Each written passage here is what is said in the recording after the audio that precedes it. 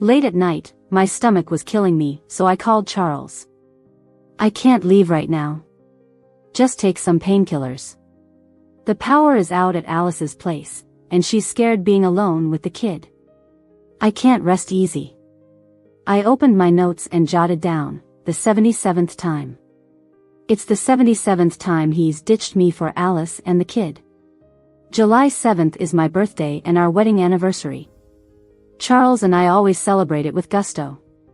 So on July 6th this year, I was animatedly sharing my plans for the next day with Charles. How about we go do some glass blowing later? You love that, right?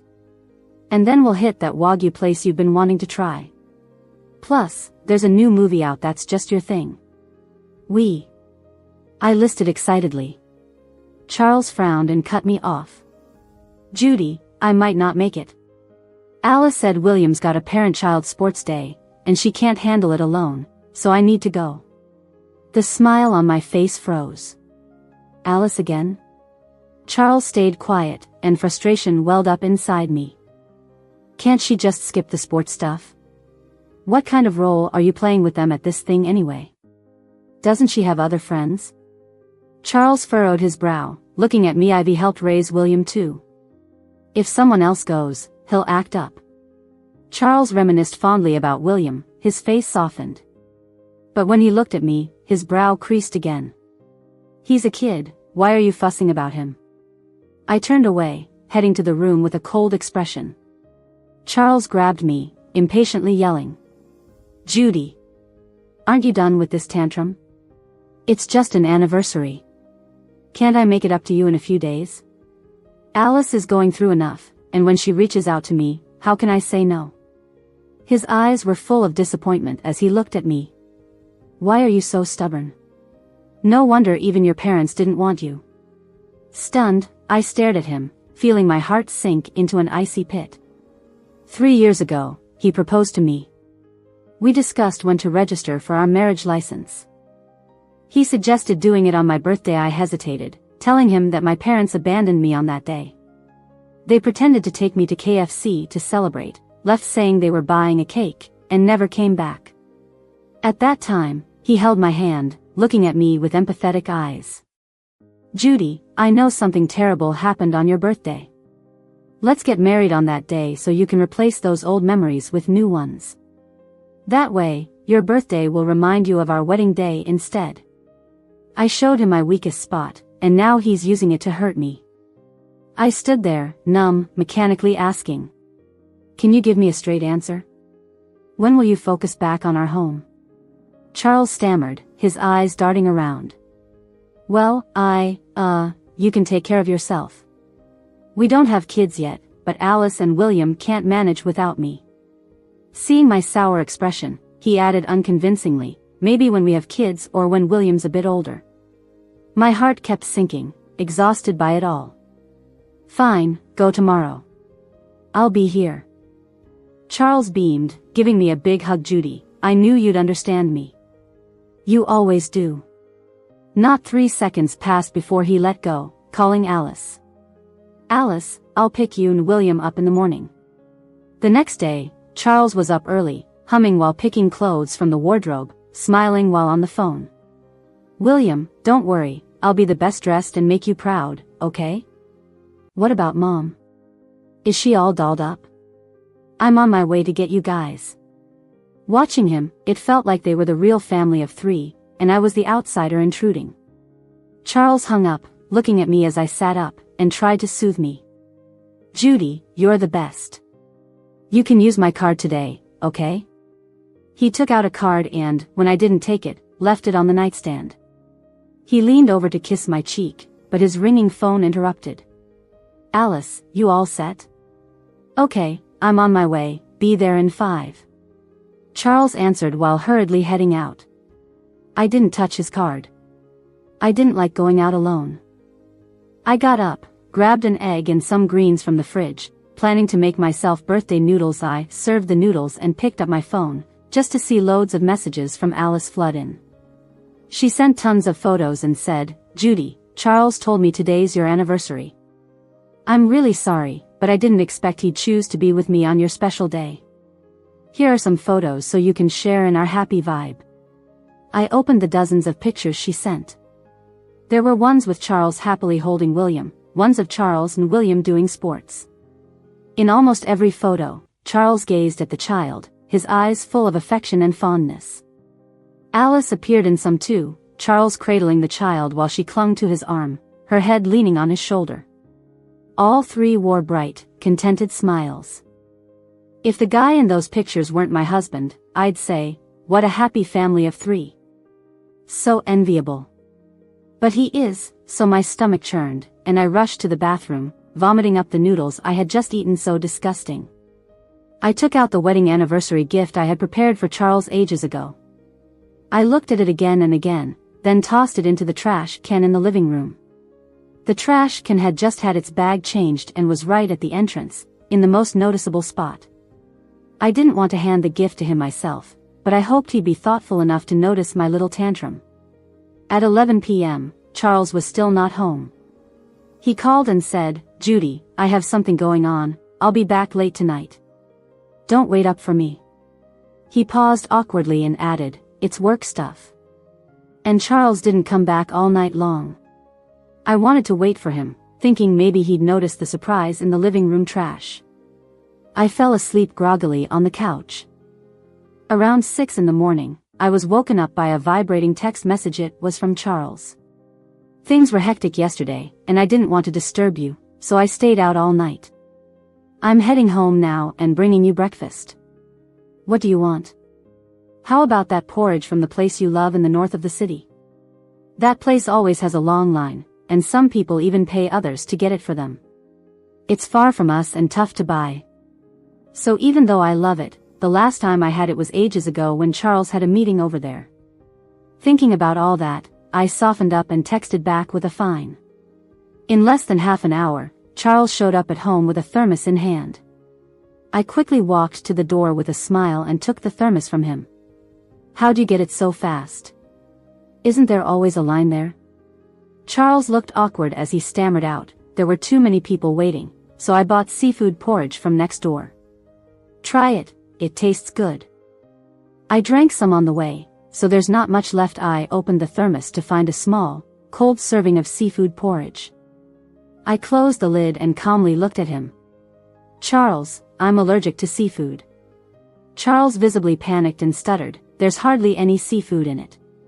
It should be fine, right? William ate a lot of it. I mean, I asked the owner to put less seafood in since I remember your allergy. Besides, what's the big deal? You're an orphan, why be so picky?" I looked at him silently. Maybe he forgot. When we first got together, he took me to eat seafood and proudly handed me the menu, saying, "Judy, you've never had seafood, right? I got paid today, eat whatever you want, it's on me." We ate a lot that day, and it was also the first time I learned about my seafood allergy. When the ambulance took me to the hospital, Charles was crying as he held my hand. When I woke up, he promised, "Judy, I'll definitely remember your seafood allergy this time." But now he says eating seafood isn't a big deal and asks why I'm being fussy because I'm an orphan. I went to the bedroom without a word. When I looked at my phone, I saw Alice had tweeted an hour ago. In the picture, a tall, handsome man was wearing a cute cartoon apron. It was Charles. He was focused on cooking seafood on the countertop. Alice captioned it, "Seafood porridge tastes great." I wasn't sure if it was because the line for the pork congee was too long and he didn't want to spend the time, or because he thought the leftover seafood porridge shouldn't go to waste. Either way, the result was he brought back leftover seafood porridge he and she had shared. Things didn't start off this bad. Alice was Charles's first love and childhood friend. Charles and I got together in college, and she often contacted him back then. It was clear she had feelings for Charles, but he made me feel assured. He'd show me their chats, his passwords were all my birth date, and he included me in all his gatherings. At our wedding, Alice attended with tears in her eyes. She watched Charles with reluctance throughout the ceremony, and I worried she might do something. But she didn't. She soon moved overseas, reportedly married a foreign guy, and gradually lost touch with Charles. Until news came of her marriage breaking down, and she returned to the country with her child. A newly returned Alice, struggling alone, turned to the only friend she had in this city, Charles. The bond from their shared childhood and sympathy for her single parenting made Charles feel a hint of guilt. Guilt from believing our quick marriage pushed Alice into a failed one. Charles helped her time and again, and I tolerated it each time. I got a bit jealous and acted a little petty. He'd stroke my head, letting me lean into him, and say, if I hadn't turned her down, Alice wouldn't have rushed abroad to marry that foreign guy. I have some responsibility. Little William is so young, I can't feel at ease. Our Judy is the understanding one, right? Once they settle down, I won't be involved anymore, okay?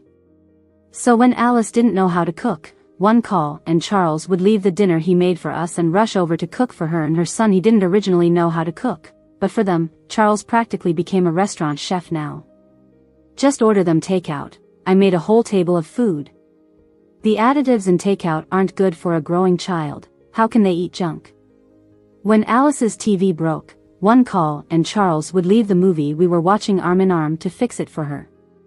He wasn't handy, but now he's practically a repairman for them.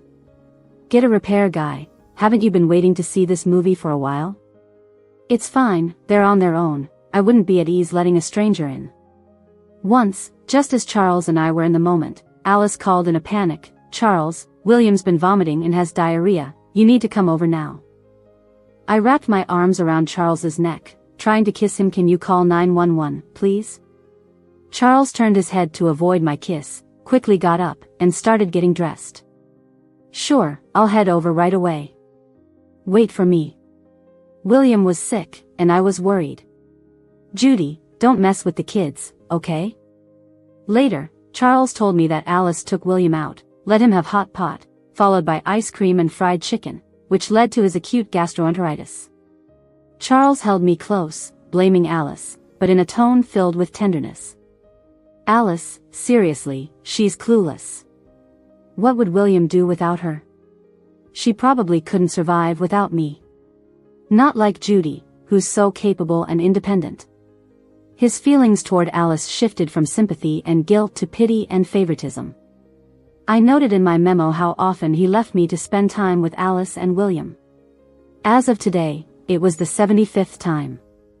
I thought about the bowl of leftover seafood porridge and felt a wave of nausea come over me again. Lately, I've been feeling short of breath and queasy, not really sure what's going on. I stayed upset in the room for a while, and Charles hadn't come in to check on me. When I finally opened the door, I found the thermos was thrown into the living room trash can, and Charles was gone. I picked up the trash can, and there it was, my wedding anniversary gift for him. I took a deep breath and closed my eyes. It was obvious, but he never noticed. I called Charles several times, but he didn't answer. So I went to the hospital on my own. After a series of tests, the doctor smiled at me. Congratulations, you're pregnant. Pregnant?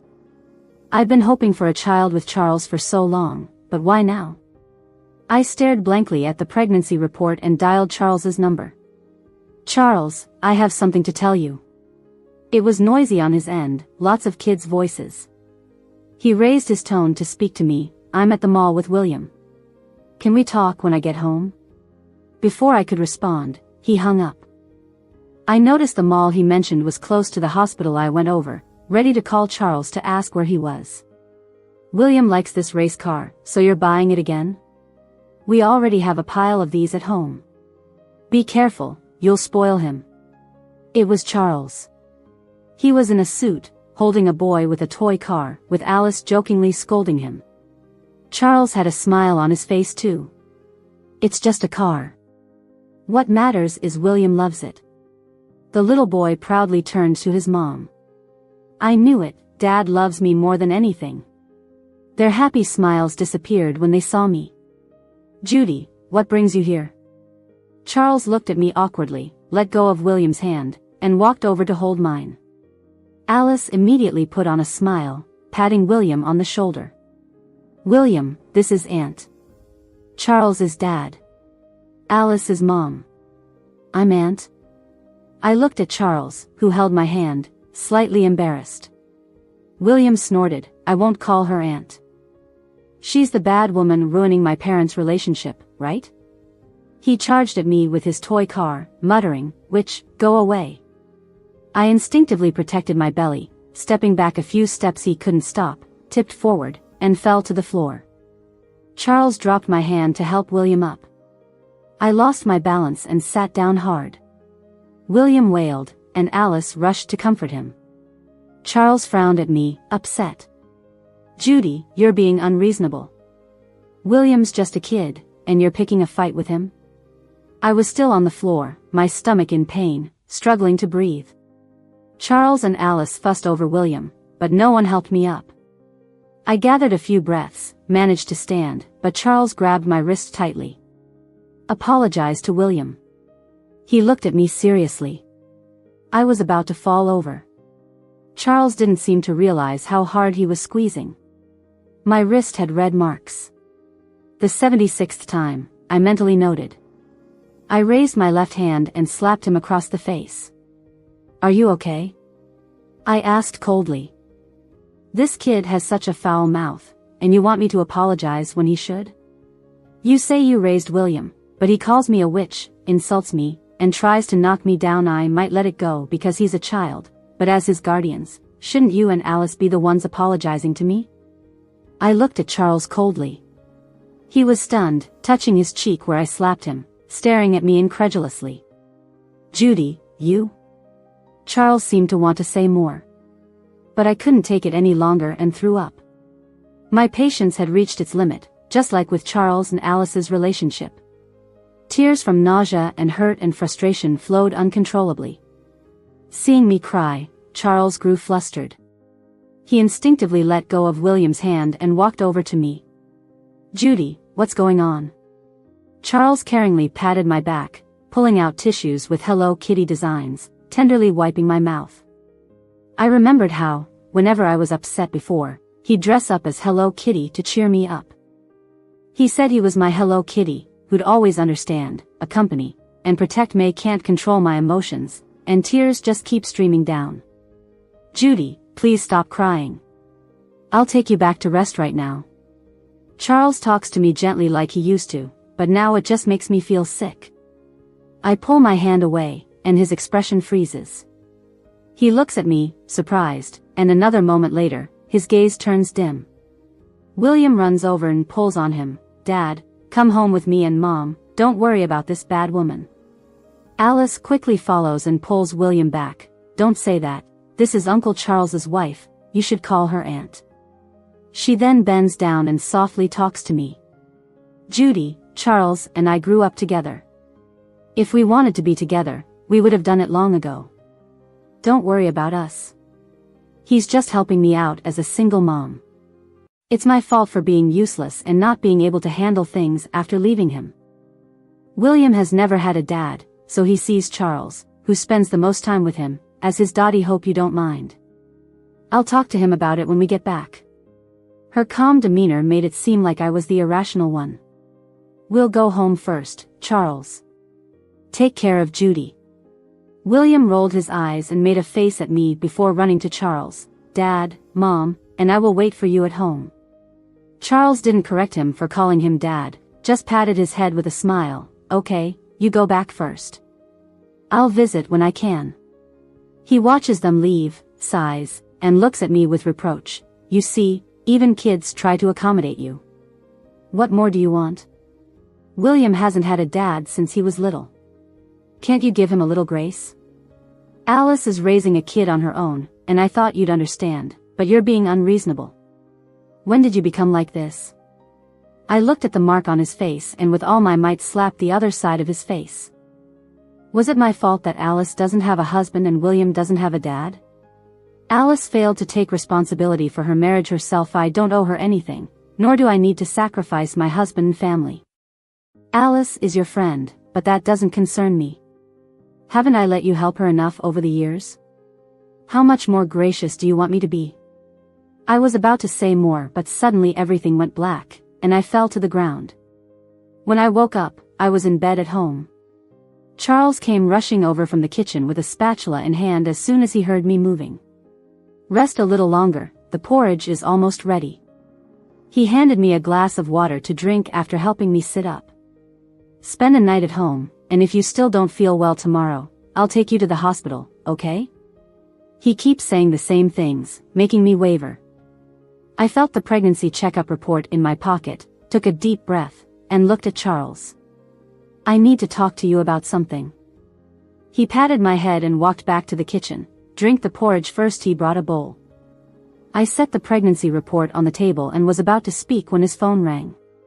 Okay, don't worry, I'll be right over. He hung up and was ready to leave, grabbing his coat. He overlooked the report, setting the bowl on top of it. Judy, drink the porridge. I'll wash the bowl when I return. Eat and rest up, I'll be back soon. I'll cook whatever you want when you wake up. Still feeling unwell, I didn't touch the porridge and fell asleep. Late into the night, I was woken by sharp stomach pains, like a bunch of durians rolling inside me. Through the pain, I tried to call Charles. Charles, I'm really not feeling well. Please drive me to the hospital. On the other end, William's voice was clear. Dad, keep playing the shadow game with me. Charles replied softly, Judy, I can't leave right now. Take some painkillers. The power's out at Alice's place, and she's scared with just the kid. I can't leave them. I felt a chill spread from head to toe and quietly said, 77th time. I gave you 77 chances, Charles. This is your final one. Charles chuckled softly, Judy, don't throw a tantrum. You were fine when I left. Don't worry about what a child says, okay? In the end, I took a cab to the hospital by myself. I had a miscarriage. Lying in a room filled with the scent of disinfectant, I touched my belly, silently staring at the white wall.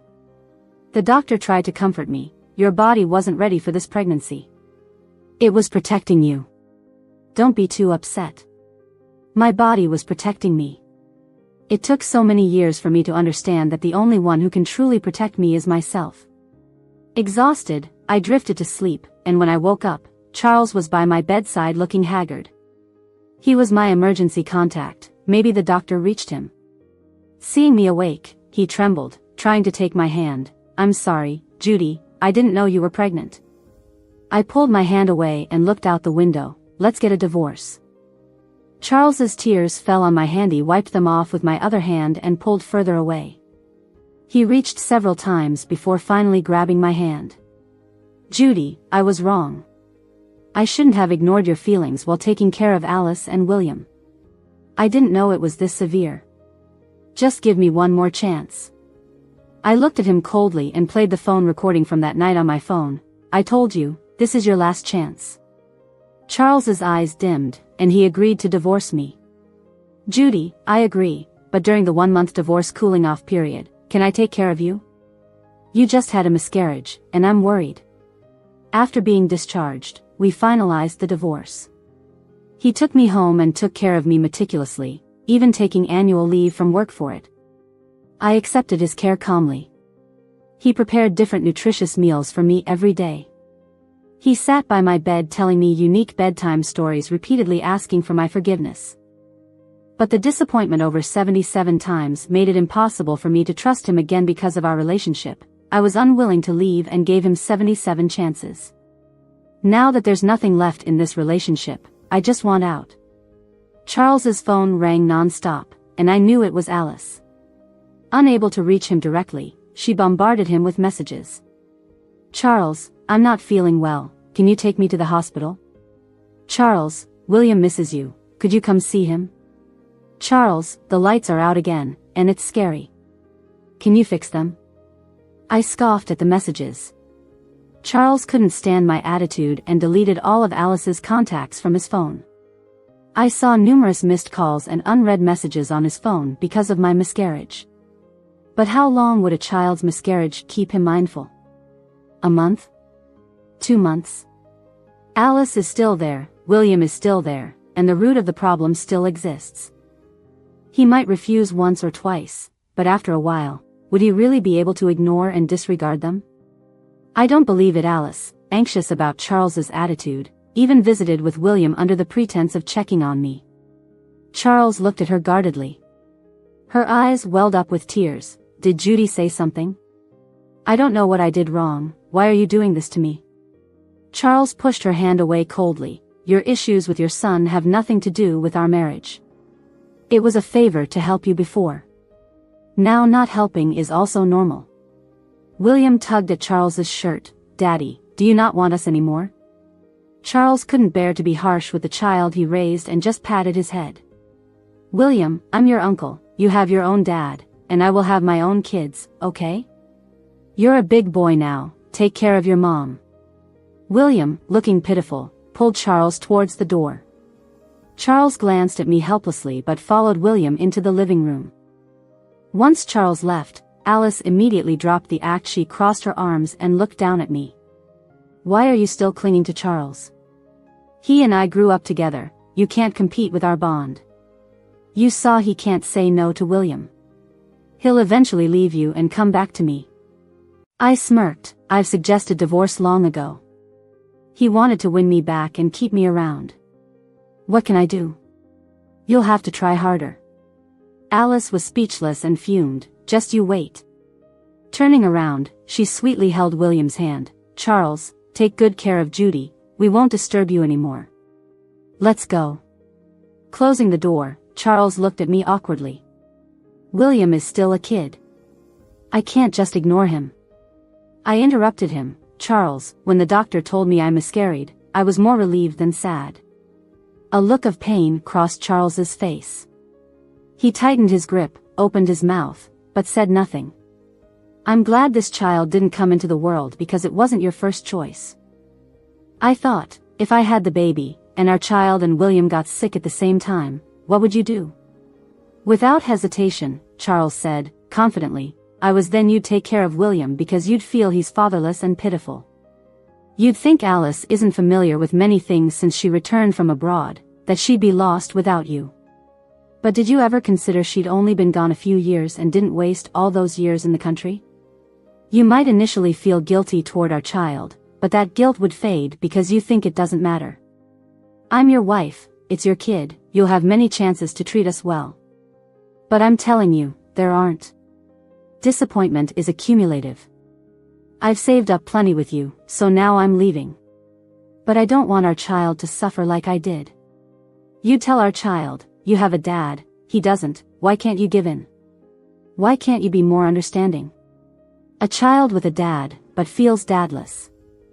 Like me, having a husband, yet it feels like I don't. Charles stepped back, stunned, shaking his head. Would never, how could I do that?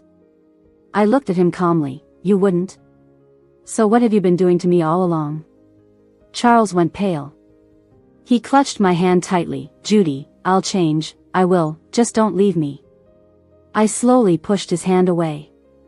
Alice moved faster than I thought. When I woke up this morning, there were 2 pictures in my inbox, Alice and Charles, barely clothed, lying together. I forwarded the photos to Charles, and just like that, he stopped bothering me. We got divorced successfully. He chose to leave with nothing. His salary was always handed over to me, and before the divorce, he transferred his house and car to my name. Judy, take care. Judy, whether you believe it or not, I still love you. Love? That kind of love, I definitely don't want. I cleaned out all of Charles's belongings from the house, took a long leave from work, and signed up for a European tour. I was ready to take a vacation in Europe. I watched the lights of the Eiffel Tower illuminate from a cruise on the Seine River, enjoyed mango-flavored artisanal ice cream on a dreamy slope in Grindelwald, and climbed the Cathedral of Santa Maria del Fiore to overlook Florence. After spending half a year in Europe, I felt cleansed. The issues with Charles and Alice seemed to no longer bother me. Half a year later, when I returned home, I felt completely at peace.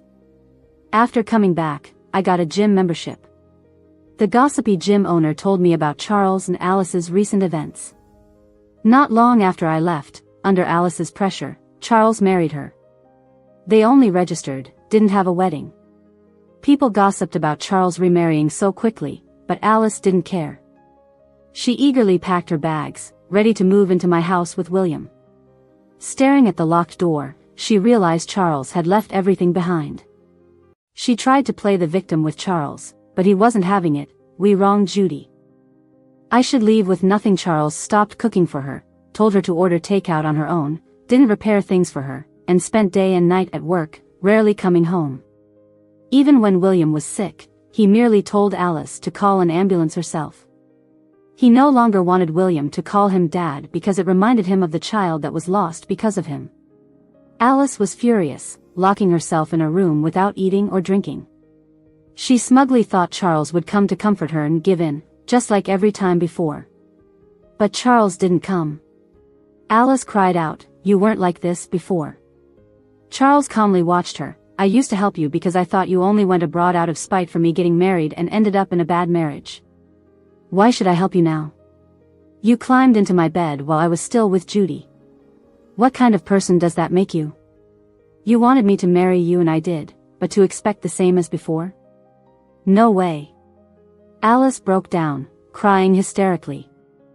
Charles just watched her quietly. A few days before I got back, they divorced. The day after I returned, Charles called, eager to meet. I was in great spirits after my trip, applied some light makeup, and wore a simple, elegant dress.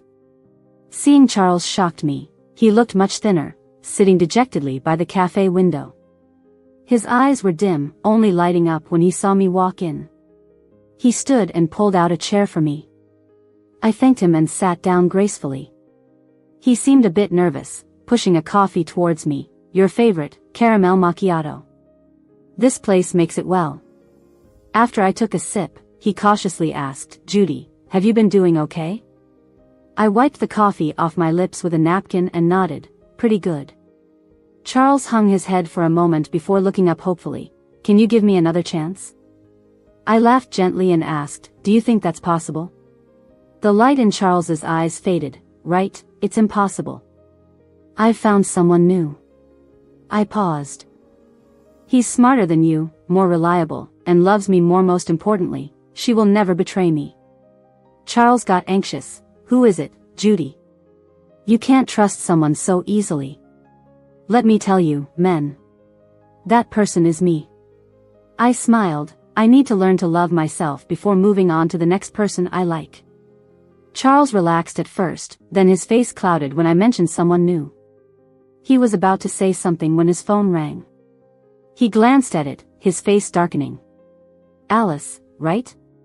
Who would have thought her call would interrupt our conversation even after our divorce?"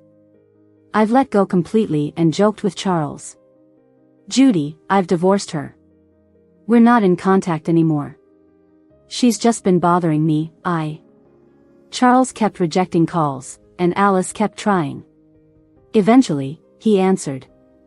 Alice's voice was loud. I heard her clearly. "William's missing. Come quick." Charles looked at me, hesitated, but ultimately ran out.